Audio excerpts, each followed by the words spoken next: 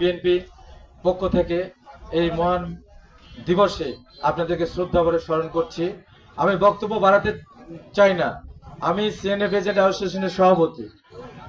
আমার যতটুকু মনে পড়ে, যেই দিন 5ই আগস্ট ঘটনা ঘটে, সেই দিন বাংলাদেশের কোথাও কিন্তু পোর্ট চালু ছিল না।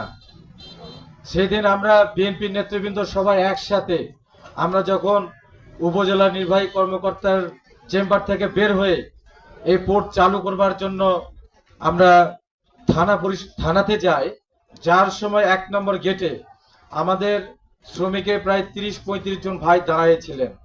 আমার মনে পড়ে তখন তাদের যে চাহনি এবং তাদের যে ইচ্ছা আকাঙ্ক্ষা, যে তাদের হাতে ব্যাগ, ঘাড়ে একটা গামছা, সারাদিন কোনো কাজ নেই, আজকে কি নিয়ে বাড়িতে তারা হাজির হবেন, এই যে তাদের চাহনিগুলা সত্যিকার খুব বেদনাদায়ক ছিল।